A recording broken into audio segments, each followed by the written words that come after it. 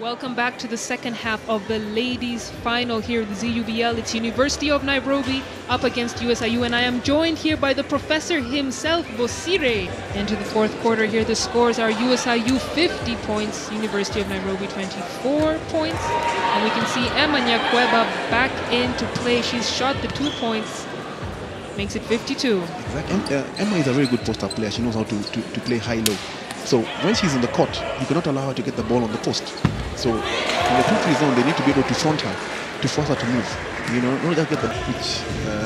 Is also compounding to the University of Nairobi because the 2-3 zone, you don't have good shooters, or you cannot run the floor very well. Then it means you always find them seated waiting for you. And then Luvandwa fake and go, dishes off to Emma Nyakweba. She is blocked, and University of Nairobi get the ball back down on transition. Celine Okumu navigating her way through the defenders, back to her, and she finishes with the layup.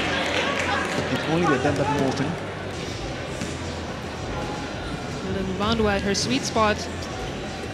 They're using the high post position very, very well in USIU, and you'll notice then you've got easy passes to give. They don't collapse when you've got a direct drive to the basket. And they're really using that high post area very well, USIU. It's just not looking like University of Nairobi really wanted. The desire is not there. Trying to work out their motion offense. As you can see, a lot of movement in the paint, from the weak side especially. Celine Okumu back down the court. Dishes it to Janet Akotu. Finishes. No, she cannot. Cynthia Rankunda bringing the ball up.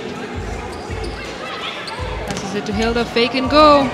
And the basket is good. What are we going to do with this lady? She is just too effective. Inside, outside, fast breaks. Third basket will have this whole quarter. Once again, then she gets the ball in the paint, goes up, misses the basket, grabs the offensive board and scores. And like we're saying, we need the University of Nairobi needs that ball in Janet Okot's hands. But USIU making a statement and making it loud and clear.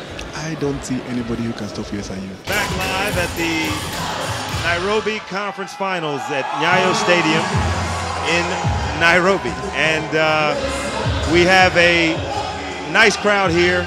Bosire Bogonko with Michael Finley.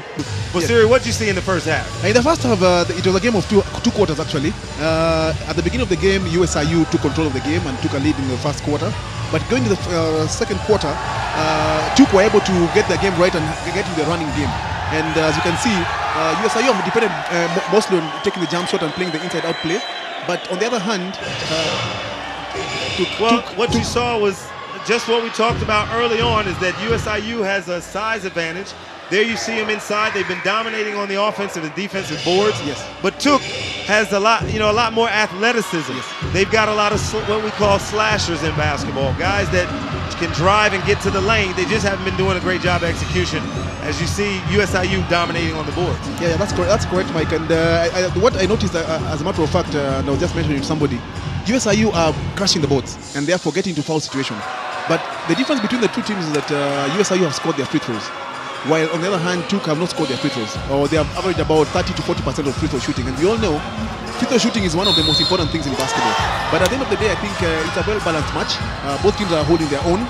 Defensively, they're both playing a zone. One is playing, USIU is playing 1-3-1.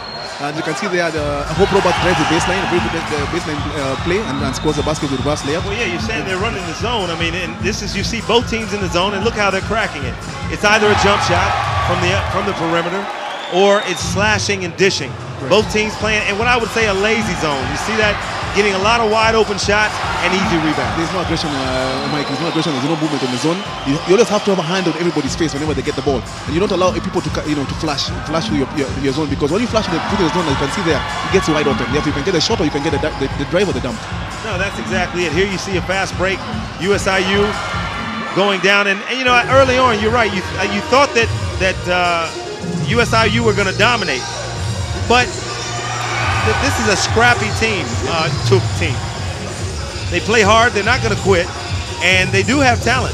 As you see there, the long three stroke from the outside. They haven't had quite enough of that, as you saw there from Edgar Gilani. Yes, but I think one of the keys to the second quarter especially was the fact that Tuk were able to steal the ball, especially on inbound plays by USIU, and run the floor. That's their strength. They need to run the floor a little more, because on the half court set they're a bit shaky, but when they run the floor, they've got three guys against two. That mismatch, they always score the basket or at least draw a foul. No, there it is. And the story of the game for USIU, closing out. They're giving him wide open shot. I mean, look, anybody, you know, worth his salt in the game can stand out there, nobody on him, and make an open three-point.